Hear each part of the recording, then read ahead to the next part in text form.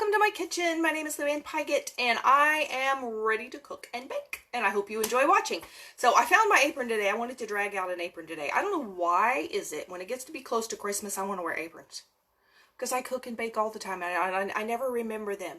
But when it's Christmas time, hi, welcome. When it's Christmas time, for some reason, I need to wear an apron. Why is that? I should wear an apron all year, but I forget. But Christmas, I feel aprony. And somewhere I have a Christmas apron, I couldn't find it.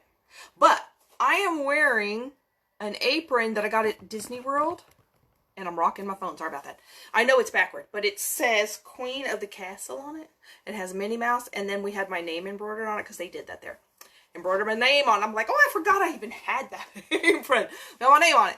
Okay, so I am going to make ham and bean soup. Very easy, very simple. It's a recipe my mom used to make. It really isn't even a recipe. It's kind of just ham and beans. That's all it is. And then I'm going to make raisin spice cookies. Now, the raisin spice cookies I actually got at church one time. It was a few years ago. But they were selling them, I think, as a fundraiser near Christmas time. And it was called Oatmeal Raisin Spice Cookies in a Jar. Thank you. And it came in a mason jar, and they put all the ingredients like layered in the jars. Only no eggs and no butter. You had to add that later. But I loved that little thing, and it came with a recipe. Those are good. Those were good cookies. Good cookies. So I kept the recipe. I don't put it in the jar anymore. The jar is if you want to give it as a gift, and then they have to add the butter and the egg and make them. But so you don't have to make it and put it in a jar. But that's where I found it. But they're really good if you like oatmeal cookies. So let me flip this around. Here we go. And we're going to start with the ham and beans. Okay, so first thing I'm going to do here. Well, let's get this. Here's my beans. Okay, so for beans, my mom always did this. We used the dried beans. I suppose you could use the canned beans, but she just never did.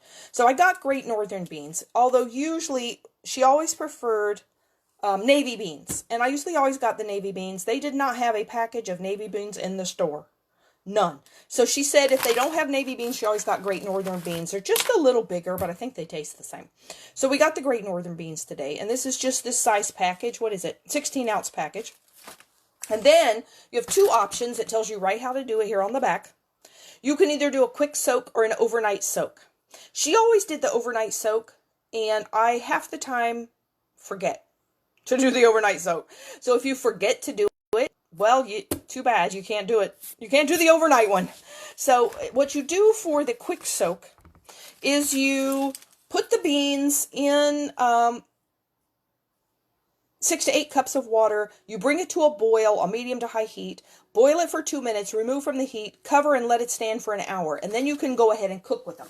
So it's like a quicker version of the overnight one. Well, I actually remembered last night to do them overnight. So I did the overnight soak this time. And that's on the bottom. The overnight soak is all you do is you place all the beans in the package into 6 cups of water in a large pan. You just cover it and let it stand overnight 6 to 8 hours or more. You drain and rinse. You don't keep the water they soaked in. I don't know why it doesn't tell you, but you don't.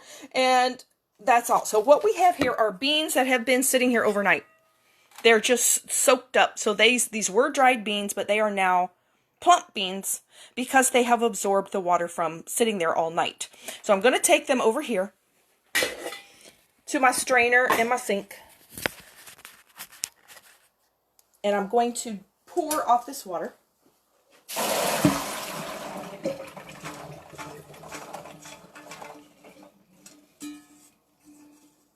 And I always like to use a little bit of a bigger pan because that way you're less likely to have it spill over. Okay, so there we go. So I'm going to go over here to my pan that I have right there. And I'm going to put these beans back in there. And then you're going to add 6 cups of fresh water. And I have taken my water and I'm pouring it through my filtered pitcher. That way I have good water. So that's not all of it yet. I got to let it finish draining through here. Once it gets finished draining, I'll put the rest in there. So then I'm going to turn this on and start getting it to come to a boil. So that's the 16-ounce package of beans. And I'm going to go back over here to my little mini cutting board. And I'm going to cut some ham. Now what you do for ham Usually, this is what Mom always did. Just use leftover ham. You know, because when you buy ham or you bake ham, whether you get honey baked ham, it doesn't matter, any old kind of ham. When you get ham, you usually have so much ham. You got to do stuff with it. What did you say? If you use the water they soaked in to cook them, you will have gas. See, I knew there had to be a reason, but the package does not say that. And I knew they had a reason for it. I'm like, well, I've always done it. I always did it because it said, so I did. I wondered it had something to do with the water was not good. So this is, I've got some leftover ham. And see, I've never measured how much ham to put in there. My mother never measured it. You just put in however much you want. So this is some honey baked ham that I've had in the freezer. This we had at Thanksgiving. So what I did is I didn't want to make it right away. So I just put it in the freezer. And then I have another hunk of ham here. I don't know if I'll need this too. Maybe we'll start with the other one. This is a piece of ham. You know, if you don't have a whole ham cooked and you don't want to cook a whole ham, you can buy this, what I guess it's like called a ham steak in the store. This is a piece of one that's left over. You know, it's just like an oval piece of ham. It's a slice of ham. You can buy that in the store and still cook this without having leftover ham. So I've got some of each of that. So this is a little bit of that left. And then I just take a knife and cut some like bite-sized pieces. You can tear it, I guess, if you'd rather. I don't find it tastes any different no matter how I do it. And it's still a little cold because I took this out of the freezer this morning and put it in the refrigerator. You know, it takes stuff forever to thaw in the refrigerator. So, like I said, I don't ever measure how much ham I put in there. But let's put it in a measuring thing and see what I'm doing. Because I'm curious, how much do I put in there? Let's find out. So here's a measuring cup. Let's put this cut up ham in there and see what that is. Now that's close to a cup of ham. I don't know, I probably put a couple cups in there. It just depends on how much ham do you like. You like a lot of ham or a little bit of ham? Might be impolite to talk about that. Well, yes, I know, it probably is. They probably didn't want that on there because people would be making, especially nowadays with social media, they'd be making fun of their package. But I do another thing too. That my sister-in-law, oh, I didn't want that in there, that was fat, that my sister-in-law told me her mother did.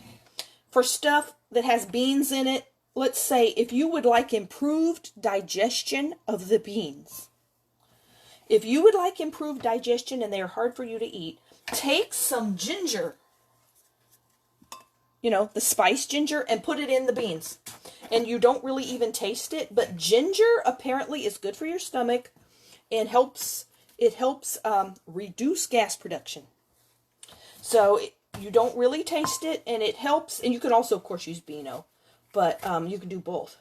But I usually put the ginger in it, and no, it's not going to help 100%, probably, but it does help a little. I figure, why not make it easier to eat? Let's don't make it harder on our stomachs. It has to do with the sugar that's in beans.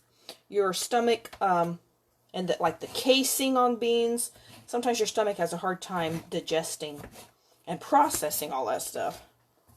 And so then it retaliates. So we're gonna try to keep that down. So this, oh, it's still so cold. This is so cold.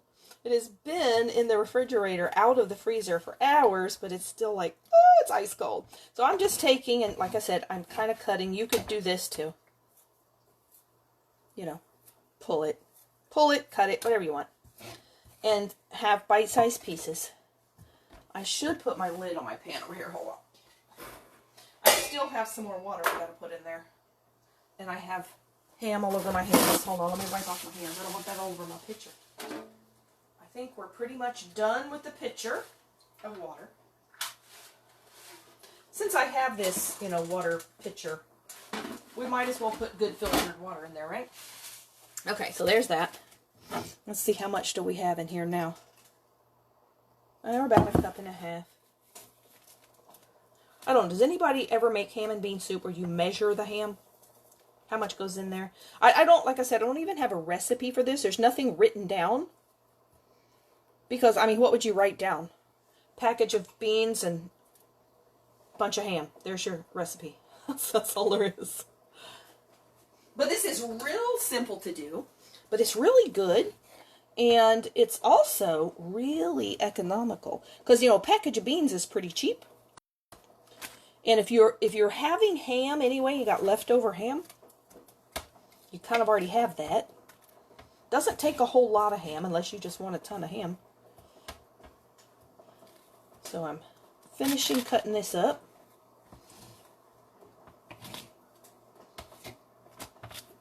And it's real interesting with this because, you know, I actually personally don't really care a whole lot for ham. Took me a while to figure out why. I finally figured out why one day because I don't really like bacon either. But I love salt. And they're both really salty. So explain to me why I don't like ham or bacon. I could not figure that out for the longest time. You've never made it. You should make it. It's probably Southern. Although my mother's from Indiana. And I think they made it in Indiana. So, I don't know, is ham and beans Southern? They make it down here too. But anyway. It's so simple. And like I said, it's pretty economical. And I like it with cornbread. But I figured out one day why I don't really like ham and bacon. Because they're smoked meats. And what I don't like is smoke. I don't like the taste of smoke. I'm like, oh, well, then no wonder I don't like this. I had some smoked turkey one time. I had never had smoked turkey before. It was years ago. But I had smoked turkey and I'm like, eh! It just tastes like ashes. I know some people like smoked turkey. If that's your favorite, I'm sorry. But I do not like smoke. Just don't like smoke. And then I'm like, okay, I know why I don't like ham now. And why I don't like bacon. It's just smoke. I don't like smoke. I love the salt. Don't like smoke. So, in the soup though, you're going to kind of just boil this. And it's kind of cuts down the flavor. I think it just like dissipates it. Plus there's another secret when I eat this that Mom said she did when she was a kid. Some people do this and some people do not. Depends on your preference. But when you go to eat this, if you sprinkle it with some sugar, oh, it's so good. So why do I like ham and bean soup? Because I like the sugar. That's why. I like the sugar. So what does it do? Why would you put sugar? Well, it makes it a little similar to tasting like baked beans, only without the molasses taste. So if you like baked beans, because they're sweet, you will like ham and bean soup with sugar sprinkled on it.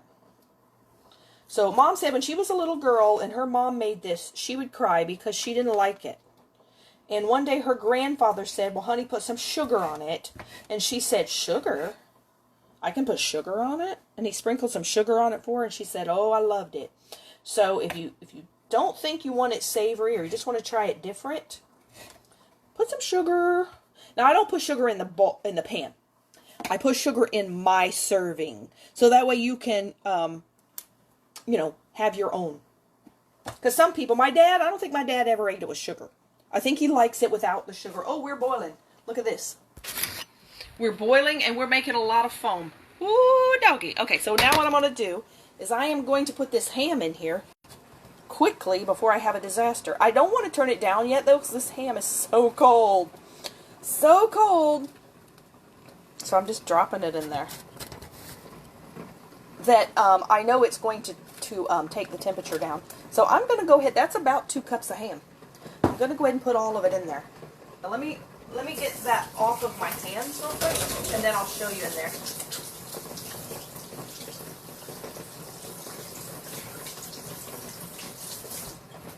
Because I got so much ham on my hands, I don't touch my phone. Okay, here we go. I know I already touched it, but I don't want to touch it anymore. Okay, so then take a spoon, and you're going to stir.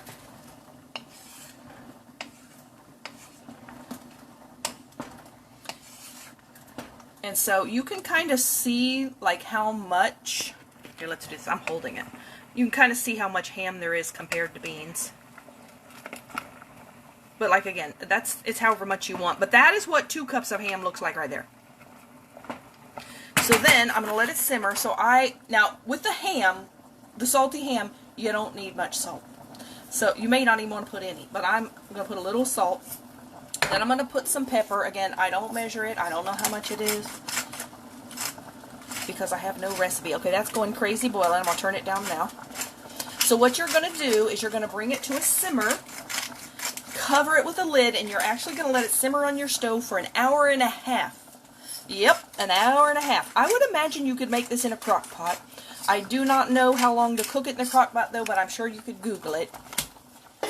I'm sure people make beans in the crock pot. And if you found any recipe with dried beans for the crock pot, it will work with this, I'm sure. So, let me get my ginger. Now, because this is a guess, I don't know how much to put in here, but I would say like a teaspoon of ginger to help with digestion. And honestly, I really don't taste the ginger in it. But if I did, I don't think I'd care. Ginger tastes good. So here we go. Stir it in. I think I could use a little more pepper. I don't even see the pepper in there. There we go. Cannot even see the pepper. Might be getting low in this little thing here. Okay, so there we go. So then I'm going to put on the lid and I'm going to turn it down lower. And I'm going to set my microwave timer for an hour and a half. And then I will come back, you know, a few times and check it. Make sure it's not boiling dry. Stir it. If it seems to not have enough water in there, add a little more water. It, you know, even the package of beans says you may need to add more water. Let's see where'd they go? What did it say? Okay, it says cooking instructions. Place the pre-soaked beans and 6 cups of fresh water in a large saucepan. Cover and bring to just boiling on medium-high. Reduce the heat to low and simmer gently with, oh, it says with lid tilted. Okay, with lid, here you go. There we go. With lid tilted. It doesn't want it to boil over, I guess. About an hour and a half, stirring occasionally or until tender. So you want to make sure the beans are tender. It makes about 6 cups of cooked beans. And it also says stir it very little to prevent breaking of the skins. Add water if needed during cooking time. I guess because you have this tilted, you know, the steam can escape. And if it does, you might need to add more water. So check it a few times. And so we're just going to let that sit here. Oh, we're falling off my thing here. Quit doing that. Let me see how it's doing. Okay, it needs to boil a little bit more than that. I'm going to go over here now to my mixer. I'm going to pull this out. And I have like, ooh, everything in the way. And we're going to make our cookies. Yay, cookies. And no, we are not going to sit here and wait an hour and a half. That apparently was a minute and a half. Not an hour and a half. Let me try that again. Kitchen timer. 90 minutes. 90 minutes. I did one and a half, and that was a minute and a half. Oh, yeah, that's good. Okay. Don't do it a minute and a half. Hour and a half. It now says 90 minutes. It will work. One thing about it, you figure that mistake out real quick. I'm like, why is that beeping? That's not been an hour and a half. Warp speed. We just warped ahead an hour and a half. Okay, I'm going to take all these little fat scraps from the ham and put them in here to throw away. Okay, so here's what we need for our oatmeal raisin spice cookies.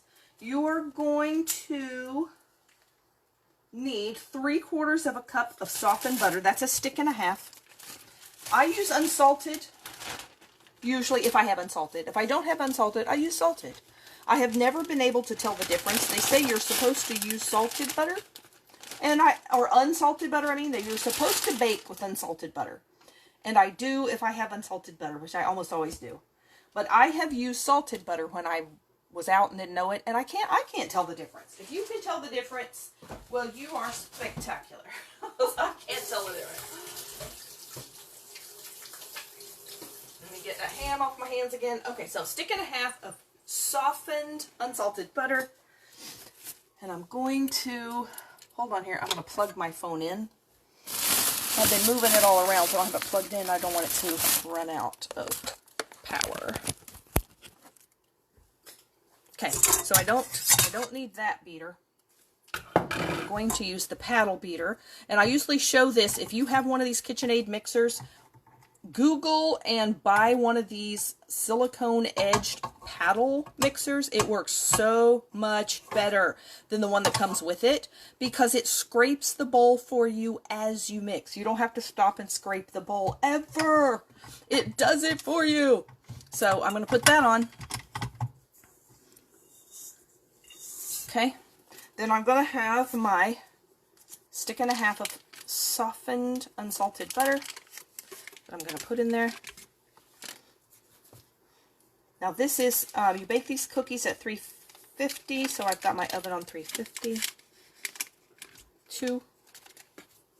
I accidentally bought these little half sticks, but they were the same price. My butter was on sale, and I was so excited butter was on sale. This is the Land O'Lakes brand butter. I love that one, so when it was on sale, I was so excited that I didn't realize I was buying half sticks, but they can be nice because your butter doesn't absorb refrigerator smells as bad when you get, and they're the same price, so you can use those. So let me pull this up and mix our butter.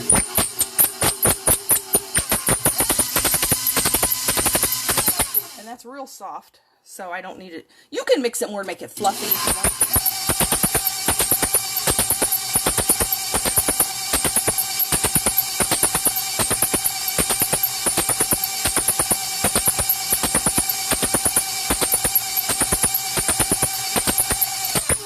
There is the butter. Then I'm going to add 3/4 cup of brown sugar. This is light brown sugar.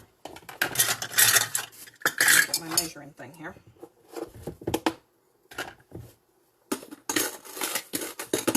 Alright, that cup does not want to fit in my thing, so let me get the small.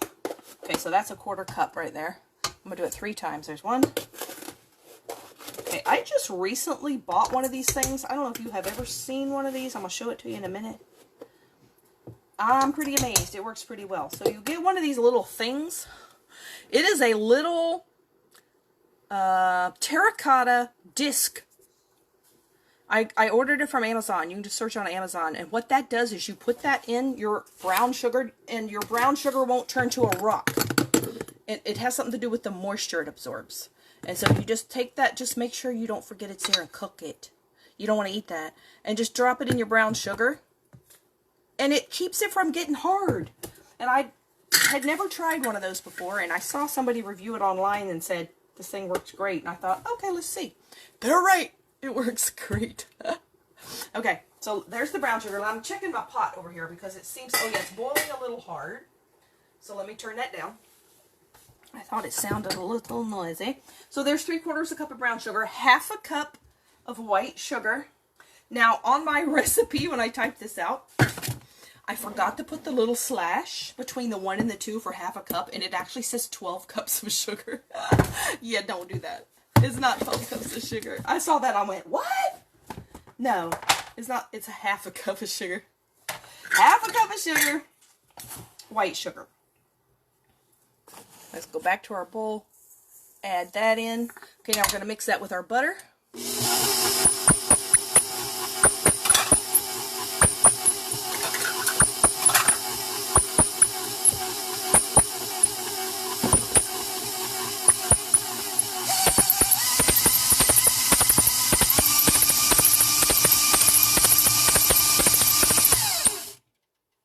Okay, so then we're going to add, what do I want to do next? This, actually, the order it tells you to do this is kind of strange. Let's do the egg next. 1 egg. Turn you back over here just because staring at a bowl that's not moving is boring. So I'm going to crack my egg. I always crack it in a little bowl. Make sure the egg is good.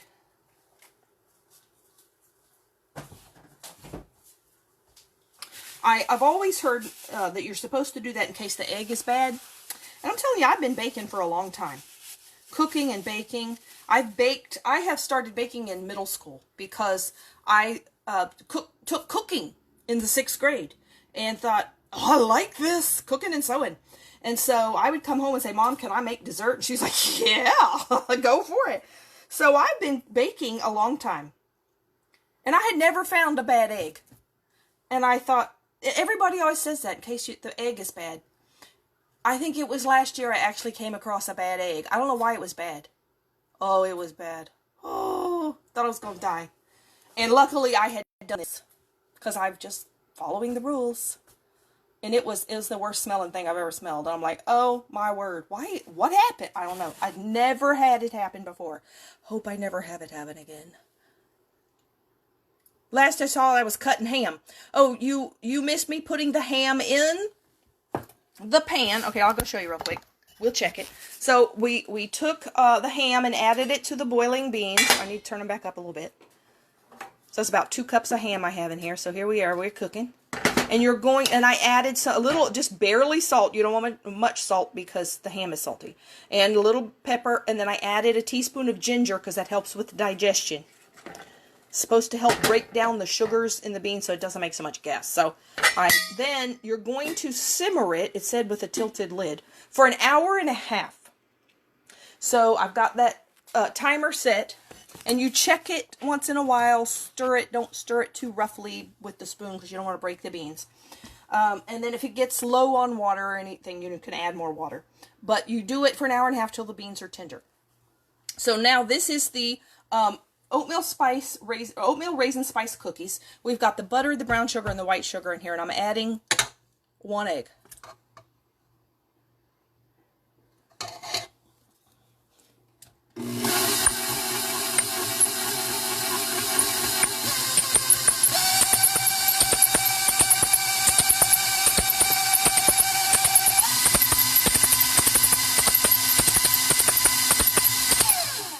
And I had said earlier, I would imagine you could probably make the ham and beans in the crock pot. I have never done that, but you could probably just Google a recipe with dried beans for the crock pot, and it would take the same amount of time to cook, I'm sure. But I have never tried it. I've just always cooked them on the stove. Okay, so now we're going to put in, I'm going to go ahead and put in the raisins. You can leave raisins out if you don't want raisins. Some people don't care for raisins, so just leave them out. But I like raisins. But I'm going to go ahead and put them in now because I like them to be in this wetter stuff. Because raisins are dry, and if you put them into the wetter kind of butter... Hi, Karen, how are you doing? If you put them in the buttery mixture, it kind of reconstitutes them a little bit. So they aren't quite as dry and as hard because I feel like they absorb a little of the moisture. So I kind of like to do raisins with moisture. You can also take dried raisins on the stove in a little pan and pour water just to cover them and like simmer them for 5 minutes and they plump back up. If you don't like raisins because they're hard, plump them back up. Put them on the stove, simmer them in water for a few minutes, let it cool, drain off all the water, but you will have soft plump raisins. But 3/4 of a cup of raisins. But I do this with the put it into the butter mixture thing because I think it pulls some of the moisture from that. That way you don't have hard little rocks for raisins.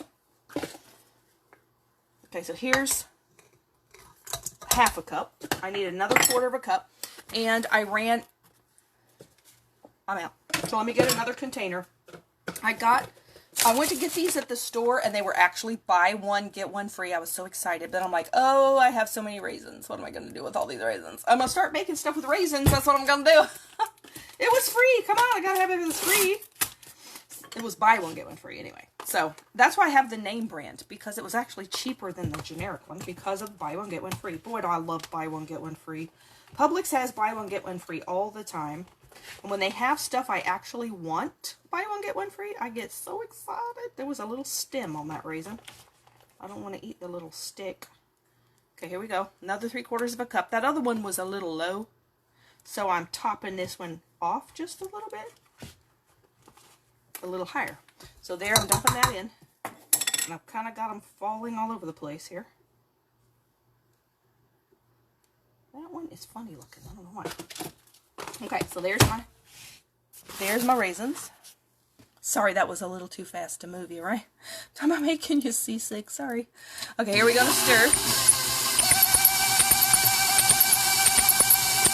So those are mixed in there, and then like I said, I feel like they absorb a little moisture that way. You don't have raisins that break your teeth. Now, if you like nuts, this recipe also tells you. Does it also tell you to put nuts in this one? Oh, no, it doesn't tell you to put nuts. But if you like nuts, you can put nuts in there. I will never know. I don't like nuts, so I don't do nuts. But this recipe actually doesn't tell you to do nuts. Oh, hold on, let me plug my phone back in. I forgot to do that. Okay, so now after our raisins, I'm going to go ahead and do another wet ingredient. I'm going to do the vanilla, and it calls for a teaspoon of vanilla. I've got to get my teaspoon measure. Hold on. Let me check my beans, make sure they're not over boiling. There we go. You want them to just simmer. You don't want them to boil real hard. Apparently they break all the beans up. So I'm going to do, there you can see now, a teaspoon of vanilla. I like to use real vanilla. Imitation vanilla to me is bitter. It's cheaper, but it's bitter. Vanilla is one of the things that paying more is worth it to me. So that's real vanilla. Now let me mix that in.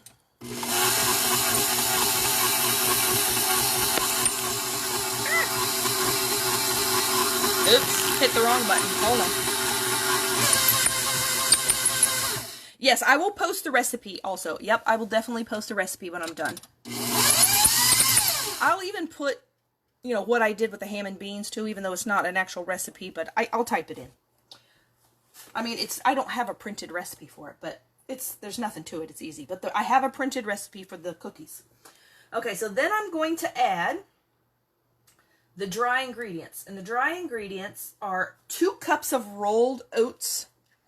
I think I'm actually going to put those in last. Let's do a cup of flour.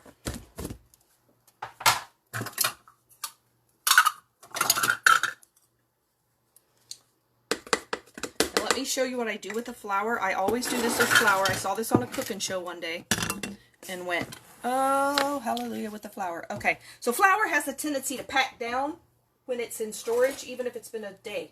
It packs down. And that's why a lot of recipes will tell you to sift it. Sometimes it's because of lumps, but usually it's because the flour's packed. And when it's packed down, when you measure it, you'll actually get too much flour. So take a whisk and gently stir your flour.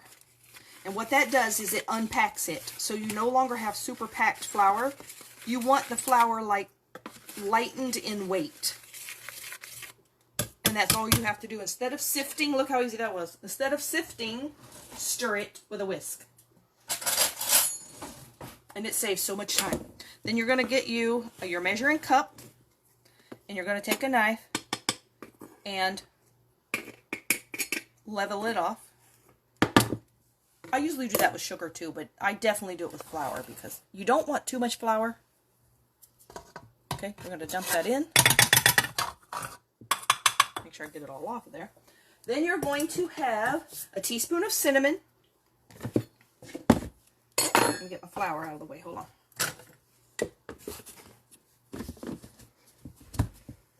Let me dry off my teaspoon here. It had my vanilla in it.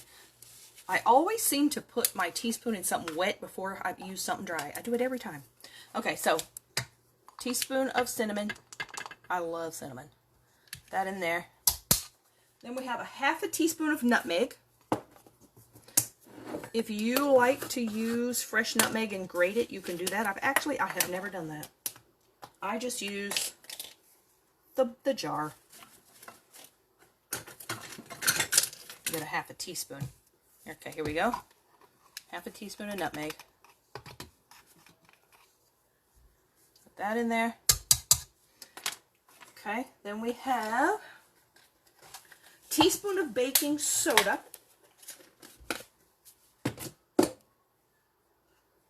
Here it is. I'm like, how can I lose that? It's orange. Okay, teaspoon of baking soda. That's the one that comes, you know, in the box like that. That in there. And then you're going to have half a teaspoon of salt. You know, I think it's salt that helps cookies to be softer. So definitely don't skip the salt. Half a teaspoon of salt. I keep rice in my salt because of the humidity, and so I always pour my salt through a strainer to make sure I don't get any rice pellets. A little Florida trick. Because of the humidity, I put rice in salt. Dry rice. Okay, so then that's all except for the oats. So I'm going to go ahead and mix this first.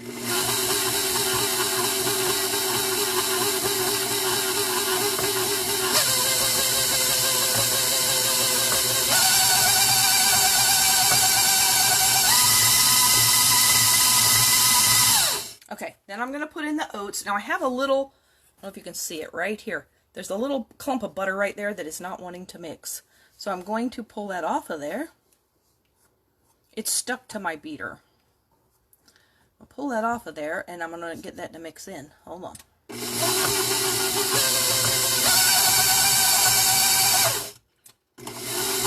Okay, then I'm going to move my beater, so I got room over here. I'm trying to get that off my hand. 2 cups of oats. Now, what you want to use in this recipe, I do believe, it's what I usually use for oatmeal cookies, is the one called old-fashioned oats.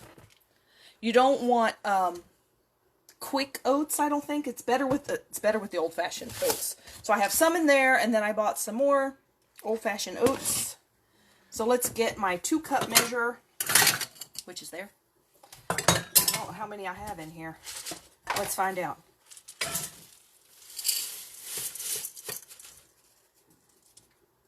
But I think the old-fashioned oats are the bigger chunks. I think the quick cooking oats are smaller or something. I'm not sure. But I like to use the old-fashioned oats. Take a picture of the cookie recipe. Oh yeah, I will. So you can print it. Yep, I will. Oh, you don't need the bean recipe. Okay, good. Okay. All right, so let me open up the new one. You see that was not quite 2 cups.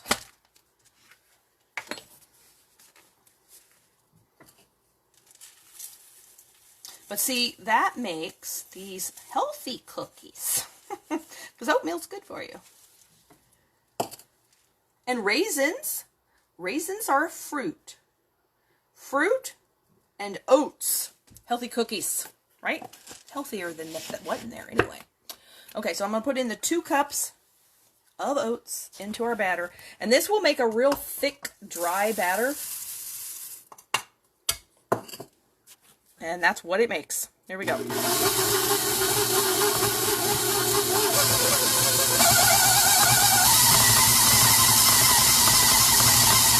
See, it struggles just a little bit, makes it real thick batter. Yep, that's what you get. That is what it does.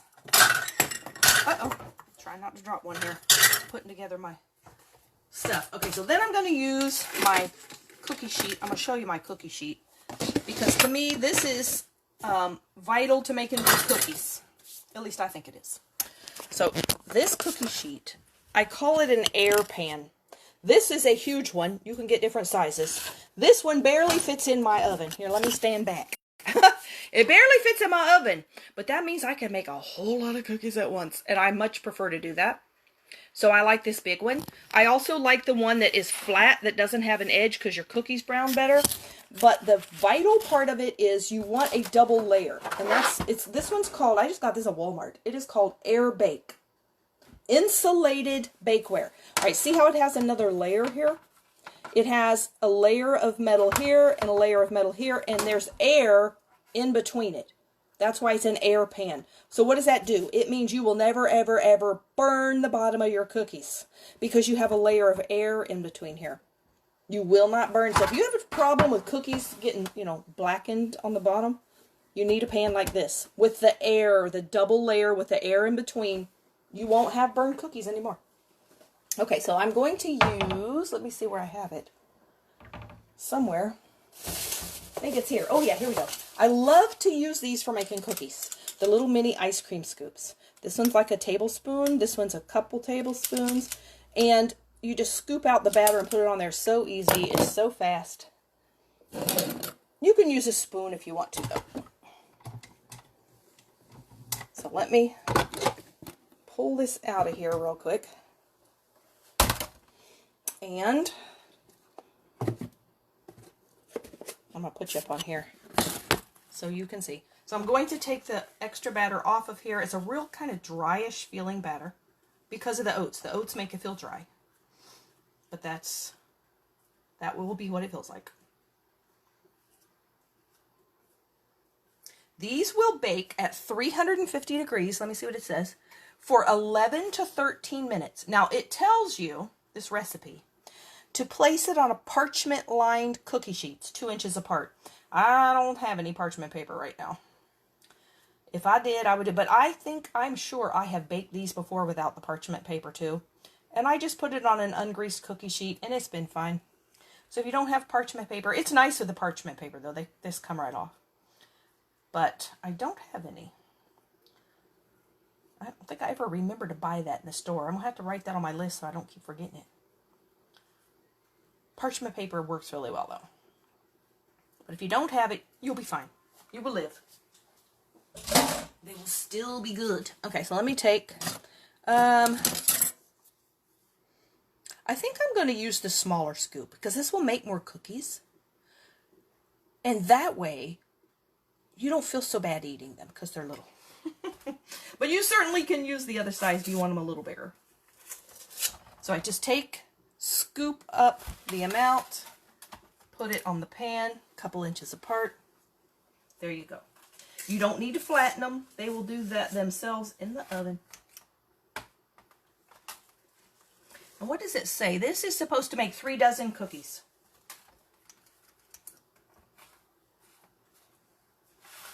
These cookies do pretty well. They don't over flatten out too much. Now, if you like softer cookies, you know, do the lesser amount of time. If you want crispy cookies, do the longer amount of time. These do make cookies that are a little chewy. And I kind of like that. I like them to be a little more chewy. So see, this makes them pretty uniform. And it's pretty fast. Are you? Oh yeah, you're able to see what I'm doing. Also make sure I got the camera aimed right. Get over there.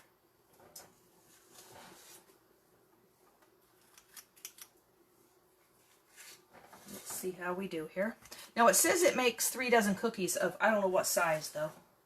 Does it tell you what to do? Shape into balls the size of walnuts. That's what it says. Okay, that's kind of the size of a walnut. I assume it means an unshelled walnut. You know, it doesn't say. If it was an unshelled walnut, that's the size of a walnut. And that's usually what I do. This is the smallest of my scoopers, and that's about a tablespoon. So if you do a tablespoon worth, I think I would describe that as the size of a walnut.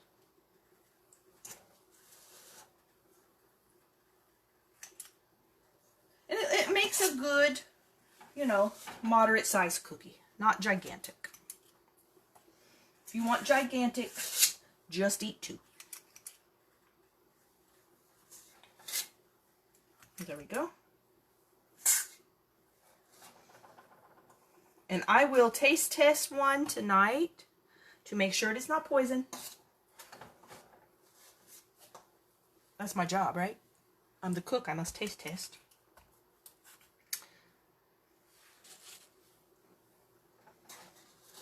And then when you take them out of the oven, you are going to cook it 11 to 13 minutes until the edges are lightly browned. Then you're going to cool it on the baking sheet for 5 minutes. If you try to take it up too soon, because they're chewier cookies, it'll just kind of go and fall apart. So don't take it off the tray for 5 minutes. Then you're going to put it on cooling racks to finish cooling. But usually cookies will tell you to leave them on the baking sheet for 1 minute. This one you got to leave on for 5 minutes because they're soft. And I think this will take a couple of batches in the oven because this is using about half. This tray, doing the spaced apart like this will hold 30 cookies. You know what I think I'm going to do? I have 2 of these trays. I think I'm going to go ahead and get out the second one and get the next batch ready. You can just use the same one over if you want. But since it's got to sit here and cool for 5 minutes, I'm going to go ahead and get my second baking sheet. And I'm going to be scooping up my next batch of cookies while this one's baking. Now with this tray, this big, you can only put 1 in the oven at a time. Unless you're doing 1 on the upper rack and 1 on the lower rack. And I don't usually like to do that because this doesn't let a whole lot of air circulate because it's so huge. So I really like to do 1 at a time with this. And I'm going to open my oven. Let me turn on my light because I want to show you how big this pan is in this oven. So if you have a small oven or something, This ain't gonna work. But in a regular size oven, see how it like, it fills up the top of the oven. But it does still let the air circulate. Okay, so let me put that, and let's set it for 11 minutes. And let me get out my other one.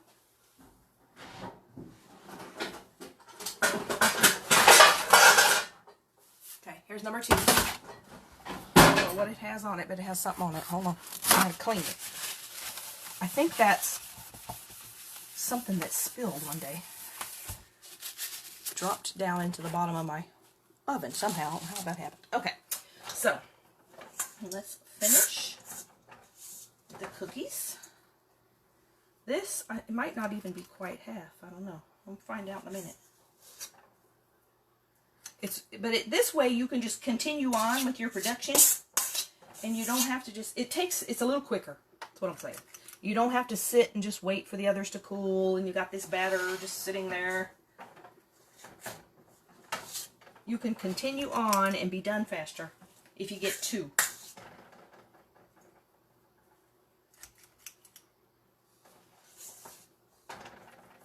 But that's why I like the big pan, because I can cook so many at one time. And it's like, poof, we're done.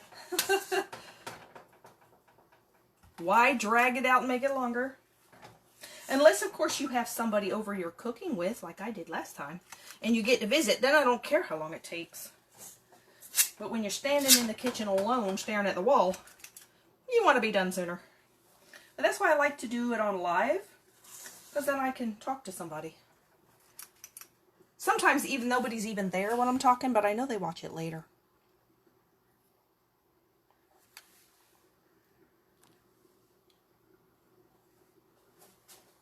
Okay, let's see.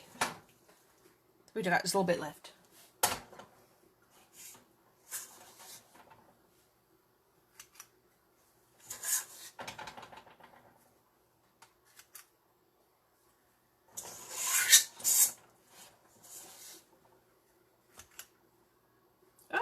Making a mess here. What time is it anyway? Oh, it's almost 9. Almost 9 here anyway. So tomorrow, in the morning, I'm going to cook some more in the morning. Probably 11 or so. I'll put my makeup on first, then I'll cook. So I'm going to make some squash. And I will probably just do a real simple, I'm not doing any fancy recipe, just cooking some squash. So we have a vegetable to go with our ham and bean soup. We gotta have some sort of vegetable. And I'm going to make cornbread. Now, normally, I make different kinds of cornbread. I make one cornbread that was my grandmother's recipe. I've made that before. But I found this recipe recently that said you could take Jiffy cornbread mix. And I like Jiffy cornbread mix. But if you made Jiffy cornbread mix and found it a little bit dry, I have found it a little bit dry. You're there in spirit. Oh, okay. You are. You are definitely here in spirit. And that is really kind of just as good in a way. Because I can still talk, and people can still talk back to me, and we can still visit. And visit from a distance. I love being able to have a way to do that. It's so nice instead of, like I said, you know, if you're alone, the longer you're alone, the more you become aware of being alone. And if you have somebody, even if it's at a distance like this, even if it's virtual to talk to, it's so nice. It's like, oh, company. Company. If you were here, I would make some hot tea. Or we could have hot chocolate. And cookies. Okay, what are we doing here? I can do another row. Okay, is this almost making... It's almost 60 cookies. So these are a little small, even though it says to make the size of a walnut. And that's what I call the size of a walnut. And it says it makes 3 dozen. How many is 3 dozen? 36? Yeah, it says making 60 cookies. So if you wanted to use the bigger one, you probably could. It would just be fewer cookies, but I like them small. That way you can share them out, kind of, you know. And that way, you know, if you just eat one cookie, of course, I don't know if you can eat just one cookie, but that way you're not over splurging if they're small. If you can If you can just eat one or two. I'm getting my last little bits here. There's not a lot. I'm trying to add it to any of them that look small, because there's not much left. There we go. All right, there's that. Now let's go check on our beans. How much time do we have left? We have 7 minutes left in the oven. I'll get this off my hands.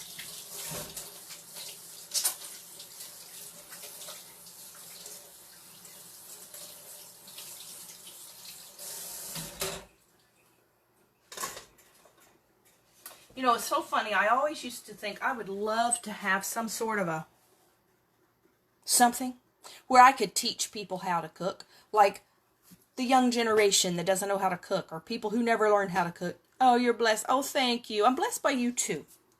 I've always wished I could teach people to cook, but never knew anybody who wanted to learn to cook. There probably were people that wanted to. I just didn't know them. So it's like, you know, I sort of can get that dream out of my system a little bit. I'm going to teach people to cook, even if you already know. That's okay. Okay, here we go. So we're simmering pretty well. See? There we go.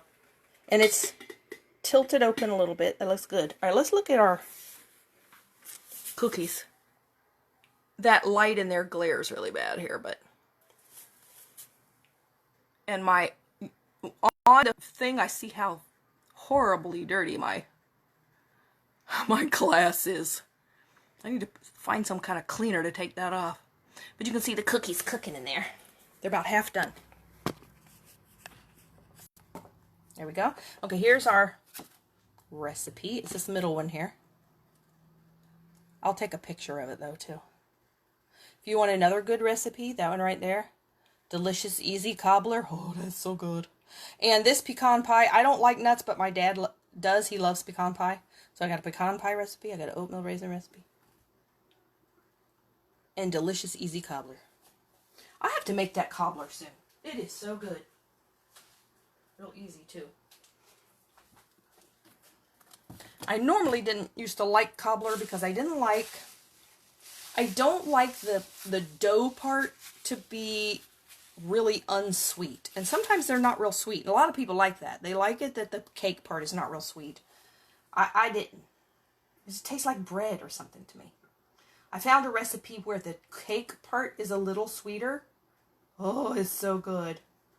I'm like, all right, this is the best cobbler.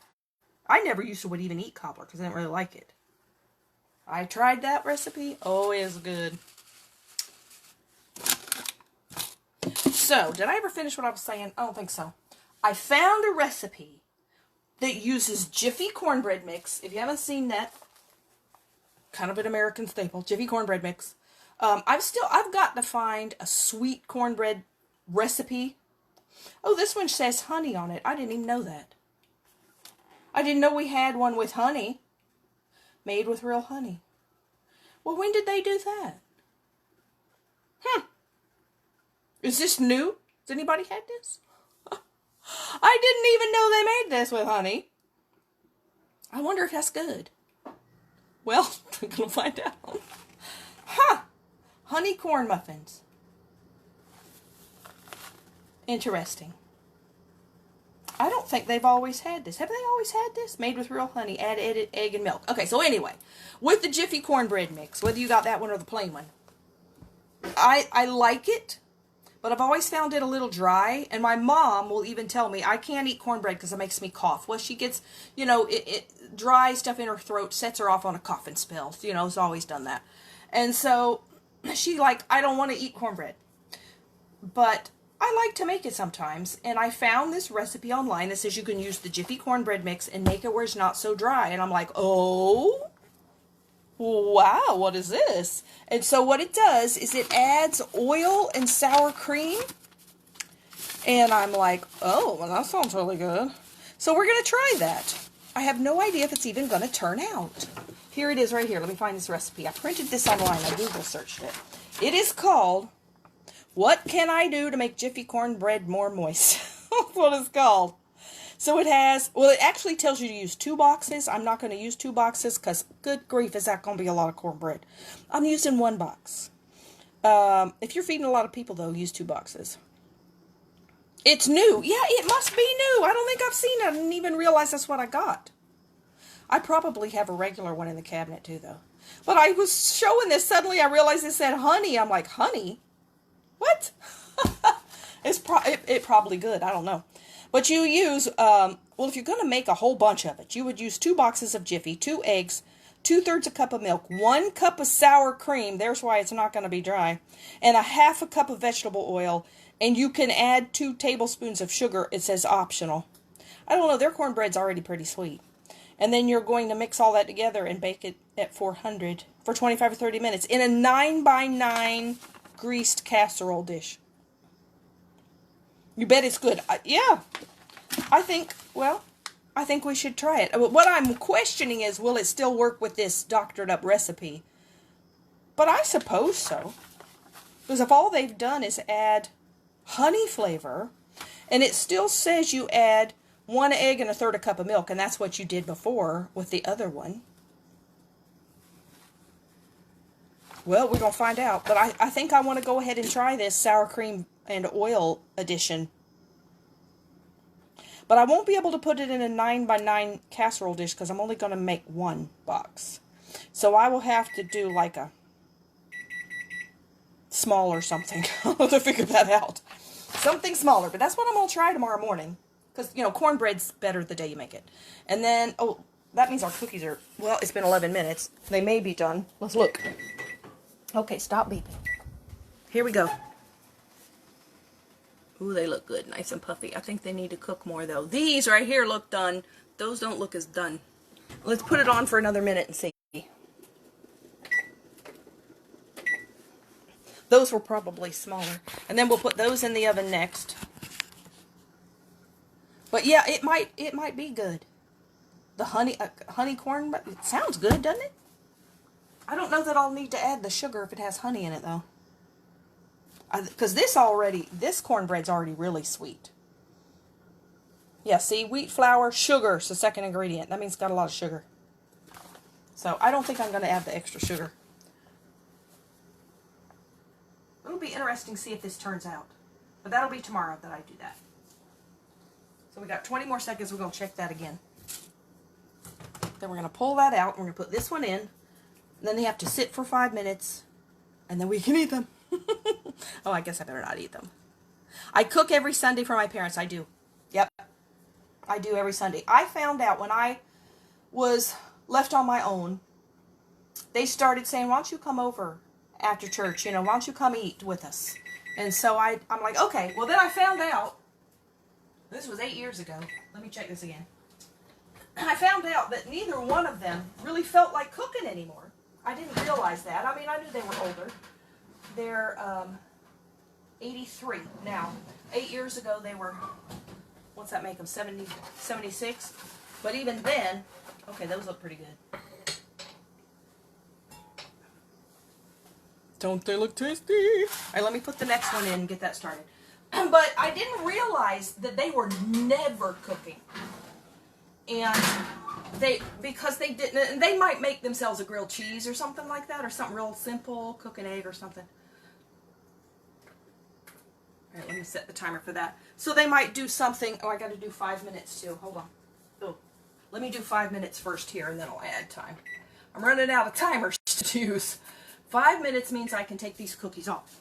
But they were eating subs from Publix, pizza, something from Steak and Shake. What else was that? There were, and maybe Chick-fil-A. There was like 5 different things that they were eating that they were rotating. That they were all fast food. That's all they were eating every day. Because they didn't really feel like eating. And Dad would go out. And he liked to go out, though. And, oh, I'll go out and get us a sub. I'll go out and get us a pizza. Yeah, they would not have pizza delivered. Dad would go get it. Well, it's a little cheaper, but the thing was he just liked to be able to get out and go somewhere.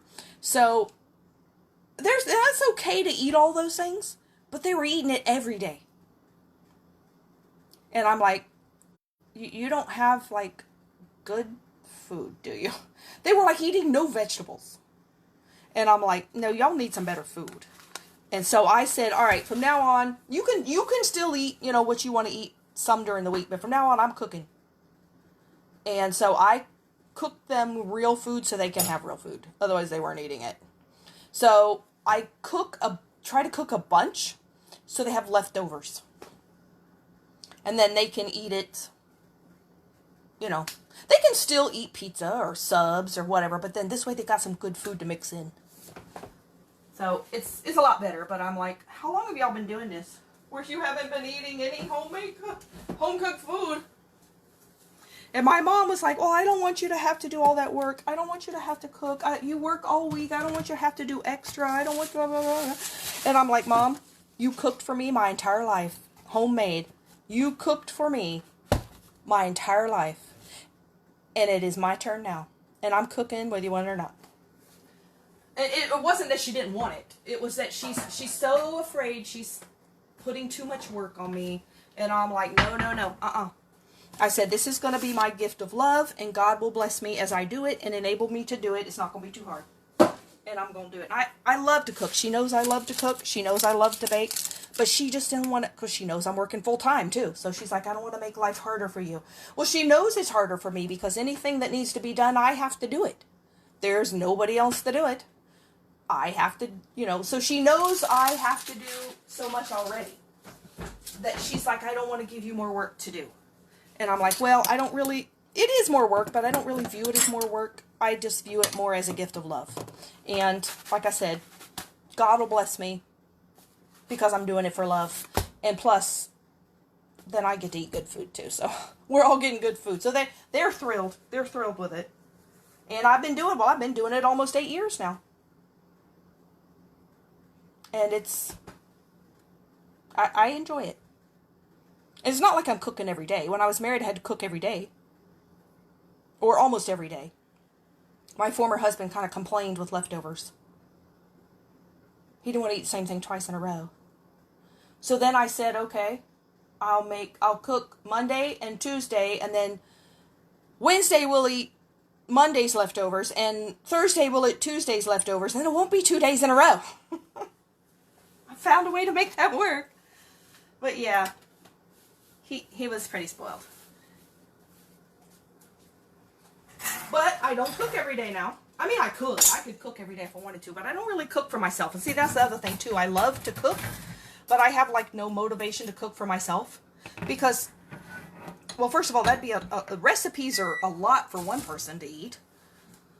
Oh, it's almost 5 minutes. Oh, I'm getting excited. I wish you could have one. But I don't really want to cook for myself. It's too much food. And I'm a person that likes to do something for somebody.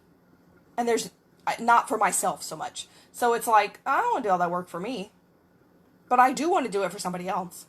This is kind of the way I am. I love to do it to like serve people and to give to people and stuff. But home by myself, yeah, I'm eating a frozen dinner or a sandwich. Because it's a lot easier. Used to enjoy cooking and baking, I don't do it anymore. Yep, I didn't. I wasn't doing it all anymore either because you don't do it for yourself. I suppose there are some people who do. There are some people who, I guess they still will. But it depends on why you cooked and baked, I think. And I did it because I like to give other people pleasure. And when there's no other people, I kind of didn't have motive anymore. All right, let me put the rest of the time for the cookies in there. And we will take up these cookies. Now, some of them kind of ran together a little bit, but that's okay. I can just pull them apart. I don't know why they did it so much over on this side. But they did. Those two cookies have become one. Right here. Let me show you. I don't know if you can see them that far away. Those two cookies have become one. I can't even hardly see where they're split. See, those I can split apart. That one, those are happy together. They're so happy. That may be my taste tester. Okay.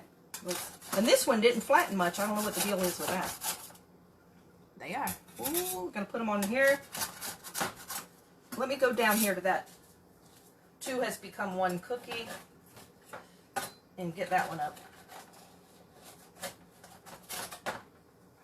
See here, I'll show you. See how like chewy they are? Oh yeah. That's how I like them though. So we'll let that one sit there and cool a little. And then we're going to eat him. And the two shall remain one in my stomach. Or at least for a while.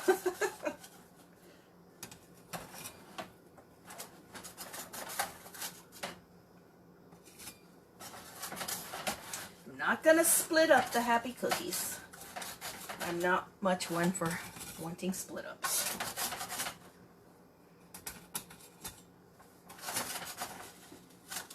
Now see, if you had the parchment paper, these do, because of they have kind of a lot of sugar in them, they do stick a little.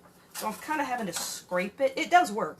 But if you had the parchment paper under them, they are easier to take up. But it's still doable. See, I'm getting most of it off, so it's not really that bad. See, it leaves a little bit of residue. But it is, you do have to scrape it pretty good. What do I eat during the week? Well, since I am now dieting, I pretty much eat lean cuisine frozen dinners because they already have the calories counted. And there's 2 or 3 I actually really like. I'll eat that. I'll eat leftovers. Sometimes I have leftovers of this too. Pretty much though, since I've been dieting, I've been eating frozen dinners because they have the vegetable in there. They're like a little complete meal, and they don't have a lot of calories.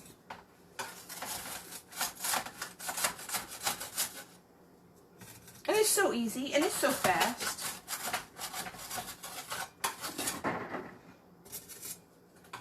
And if I get tired of that, I'll just eat,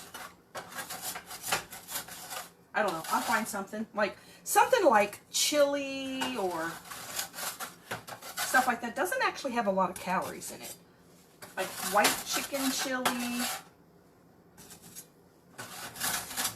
But it's real filling.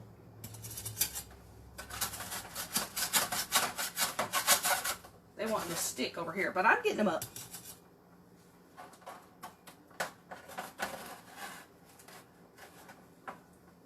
Okay, almost there. I think I actually could have.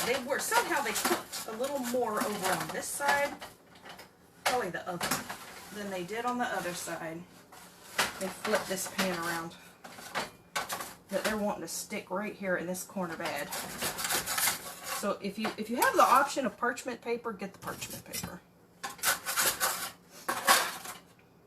I think I actually could have taken these up at the 11 minutes. Because they do kind of sit here and cook more in the pan for that 5 minutes that they have to sit here. So when that hits 11 minutes, we're taking that next batch out. Ooh, come on, cookie. There, we got it. Parchment paper, definitely easier. Okay, here we go. Let's take a look at our ham and bean soup, too.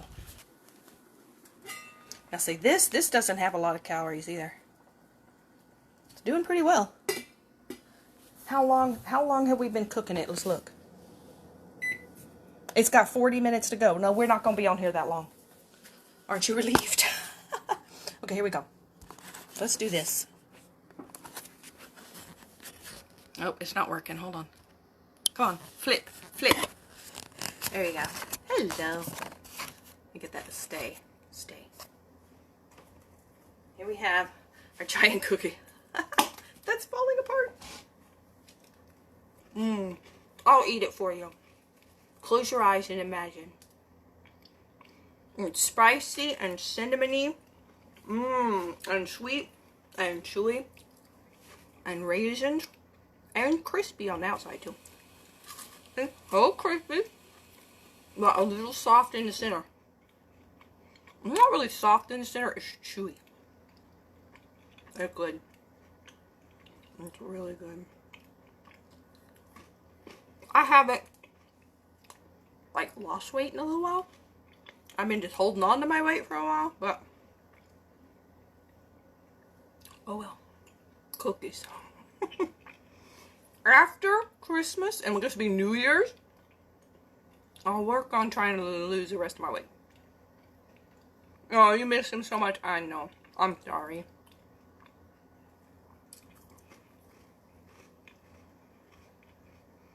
I know I missed my husband for a long time.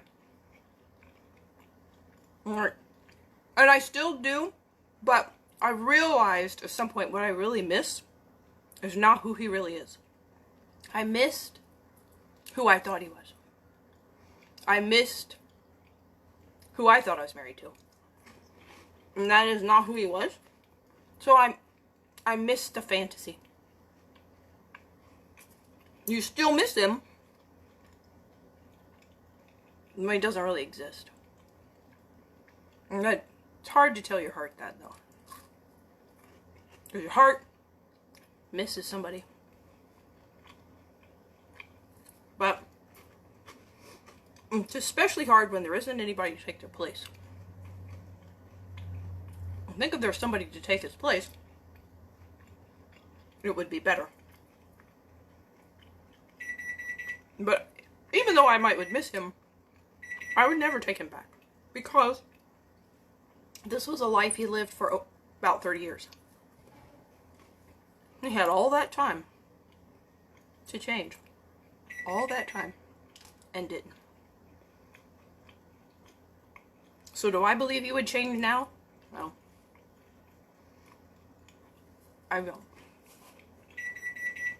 So, I just tell my heart, you don't miss a real person. You miss who you thought you were married to. You don't miss who that person really was. And this time, there's cookies. Again. Ah! It's time to drop my phone. Come on. Okay, okay. Here we go. Take them out. Alright. Stop fussing at me. I can turn my oven off now. Thank goodness. It's getting warm in here. Woo! I'm getting around that oven for a while. It's hot. Okay, here's our next batch. I ended up not getting them out a minute early. Oh well. They're still really good. They don't need to be. They don't need to be less. We got my 5-minute timer on. Let's check our beans. This will be for tomorrow. And I actually make this the night ahead because anything like soup like that, you know, it gets better as it sits. It gets better. It's better the next day. Some things are better the next day. These cookies actually are too. Because they absorb the flavor. Oh, you have a great night. Reese wants to go out. Okay, Karen. You have a good night. He won't change. He says everything is my fault. Yeah.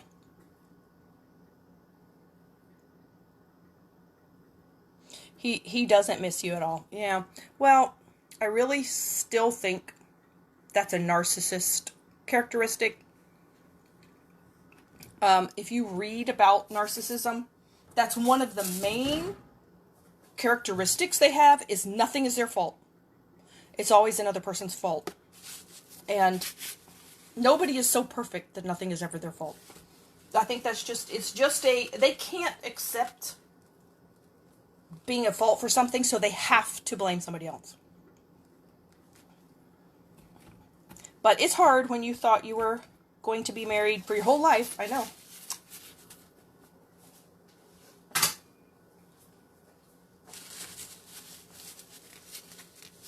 And you wake up every day with a life you did not expect or want. It's like you have no good option. You know, taking that person back is not a good option. Your current life's not really a good option either. I keep hoping one day there'll be a good option. You're going to make them next week when you're off. Oh, okay, good. 30 years gone. Yeah, I know. Mine was 28. It was almost 30. And then I wondered, God, if he was going to leave anyway, why didn't you deliver me earlier? Why couldn't he have been gone like in 2 years? 3, 4, 5. Why did we drag it out to 28? I don't know. I don't know why, but God knows. Someday we'll understand it.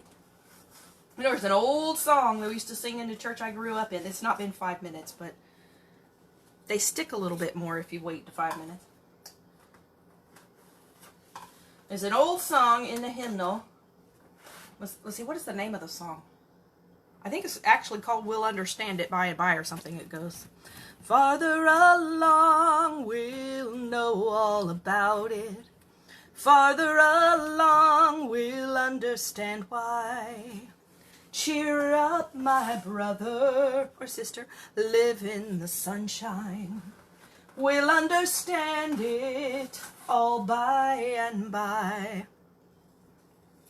Let's see, how does the verse of that go?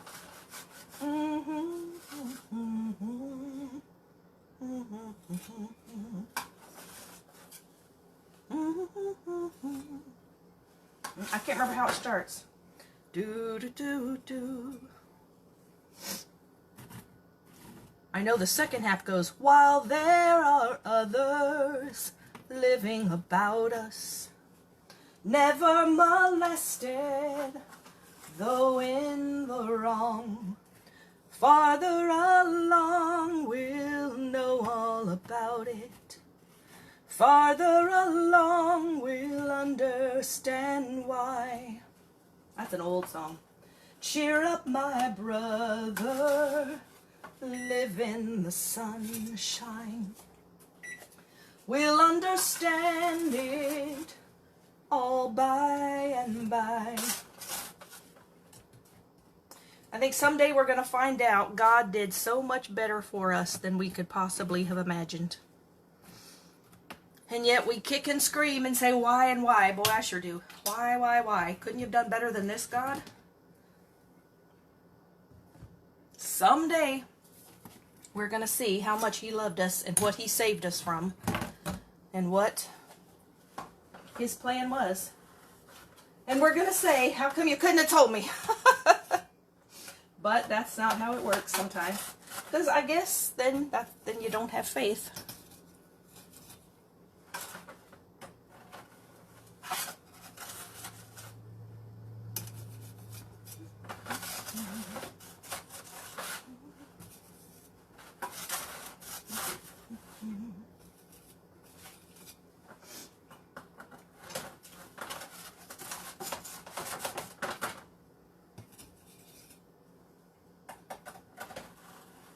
Somehow this side cooks.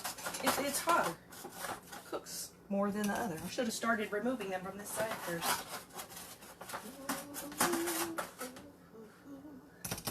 Wish I could remember how that verse starts. I'd have to go look it up. Do do do do do.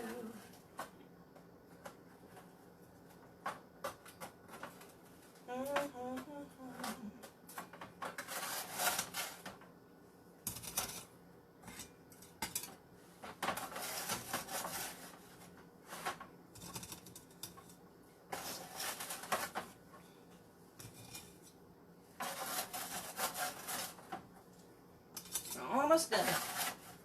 One more cookie. Oh yeah. So I hope you like these cookies. I would say stick with the 11 minutes. That's probably plenty of time. Was I ever angry at God? I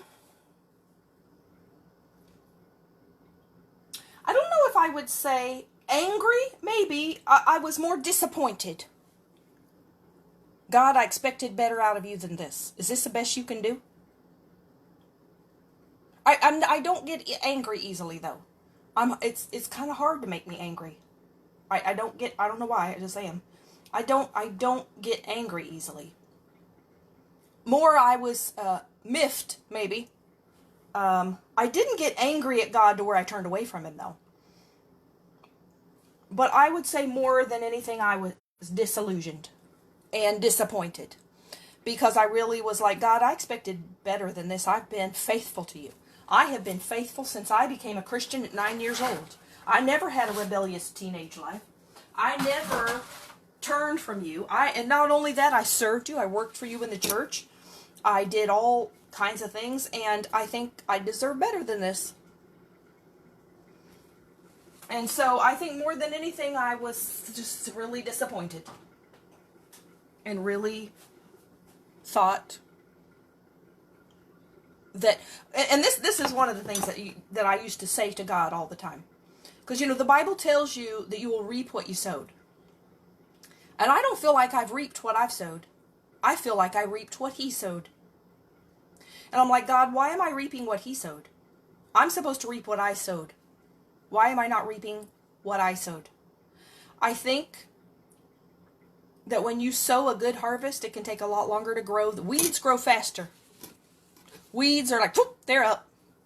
You reap evil faster than you reap righteousness sometimes. And I think I am still going to reap what I sowed. It's just taking longer. I don't know why, but it just does.